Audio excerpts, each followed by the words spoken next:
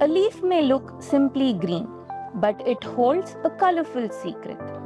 To reveal it, the students at our Prayoga campus explored paper chromatography, a technique that separates the different pigments present in a leaf.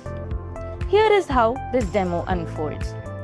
The chromatography chamber contains a solvent made of petroleum ether and acetone. While acetone helps dissolve the leaf pigments, petroleum ether carries them up to the filter paper as the solvent races through capillary actions. As the solvent moved upwards, so did the pigments, but they did not all travel at the same pace. Pigments that dissolved more easily in the solvent traveled farther, while those that were more strongly attracted to the cellulose in the filter paper moved more slowly.